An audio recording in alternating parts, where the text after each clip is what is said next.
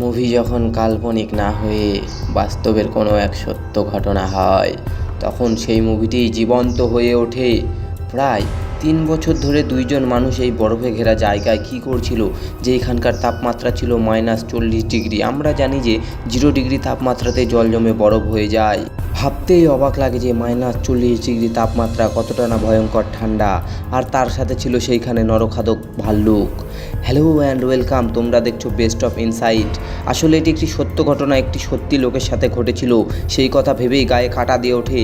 তো আজকের মুভি ছিল এগেইনস্ট দ্য আইস। মুভিটি এখানে শুরু হয়, আমাদেরকে বরফ ঘেরা একটি জায়গাকে দেখানো হয়। এখানে একটি লোক তার অসুস্থ সঙ্গীকে কুকুরে টানা গাড়ি করে কোথাও নিয়ে যাচ্ছিল।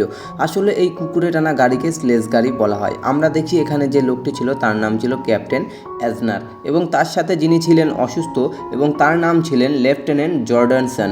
তাকে তারা তাদের বোর্ডের কাছে নিয়ে যাচ্ছিল। আসলে সেইখানে এতই ঠান্ডা ছিল যে যার কারণে তাদের পায়ের অবস্থা খুব খারাপ হয়ে যায় এবং তারা সেইখানে অসুস্থ হয়ে পড়ে। ঘটনাটির সূত্রপাত হয় 1909 সালে।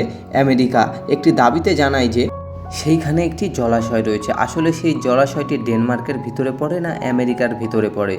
যেহেতু সেইখানে সেই জলাশয়টি সারা বছর বরফের নিচে থাকে, তাই সেইখানে বোঝা সম্ভব না যে জায়গাটি কোন দেশের মধ্যে পড়ে, আমেরিকা না ডেনমার্ক। আসলে সেইখানে কোনো জলাশয় রয়েছে কিনা সেইটি খতিয়ে দেখার জন্য ক্যাপ্টেন এজনার সহ 6 জনের একটি টিম পাঠানো হয় অ্যালবামা নামক একটি জায়গায়, যেটা গ্রিনল্যান্ডের কাছাকাছি অবধি পৌঁছতে পারে। এবং ওই বরফে ঘেরা জায়গায় ক্যাপ্টেন এজনার এবং তার সাথে এক প্রথম সঙ্গী নিয়ে যায়, কিন্তু দুর্ভাগ্যবশত সেইখানে তাদের উদ্দেশ্য সফল হয় না, কারণ সেইখানে এতই ঠান্ডা ছিল যে ঠান্ডাটি সহ্য করা তাদের পক্ষে কোনোভাবেই সম্ভব ছিল না। এবং তার সঙ্গীর একটি পা খারাপ হয়ে যায় এবং পা খারাপ হয়ে যাওয়ার কারণে তার আঙ্গুলগুলো কেটে বাদ দিতে হয়। দুর্ভাগ্যবশত তাদের উদ্দেশ্য এই যাত্রায় সফল হয় না। প্রথমবারের মতো তারা সেই অসফল যাত্রা নিয়ে ঘুরে আসে, কিন্তু ক্যাপ্টেন হেরে যাওয়ার পাত্র ছিল না। সে আবারও জানায় যে সেই জায়গায় আবারও যাবে এবং সেই বিষয়টি খতিয়ে আবার দেখবে যে সেইখানে আসলেই কোনো জলাশয় ছিল কিনা।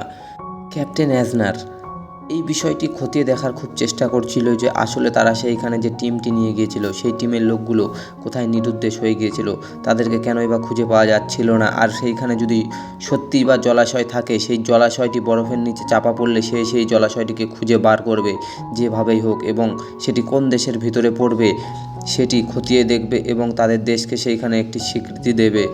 সেইখানে আমরা আরও দেখতে পাই ক্যাপ্টেন এজনার আবারও যাত্রা শুরু করেছে সেই কুকুরের টানা স্লেজ গাড়ি করে। সেই গাড়িটি করে প্রথমে তারা যাত্রা শুরু করার পরে কুকুরগুলো তাদেরকে ছেড়ে সেখানে অন্য জায়গায় চলে যায়। আবারও গাড়িটি সে কোনোভাবে খুঁজে পায়। তারপরে আমরা আরও দেখি ক্যাপ্টেন এজনার সেইখানে একা একা হাঁটছে এবং তার সঙ্গীটি কিছু দূর পিছনে থাকে, এবং ক্যাপ্টেন এজনার সেইখানে ঠান্ডায় এত কাবু হয়ে পড়ে যে সে কোনোভাবে সামনের দিকে এগোতে পারছিল না, যে কারণে তার সাথে যাওয়া যে আরেকজন সঙ্গীটি ছিল সে সেইখানে কোনো রকম কারণে ঠেলে সেইখানে তারা একটি জায়গায় পৌঁছে যায় এবং সেইখানে একটি তাঁবু গাড়ে এবং রাতের খাবারটা তারা সেইখানে সেরে আবারও যাত্রা শুরু করে দেয়। আসলে তারা গ্রিনল্যান্ড নামক জায়গাটি যেতে যেতে তাদের পথ হারিয়ে ফেলেছে।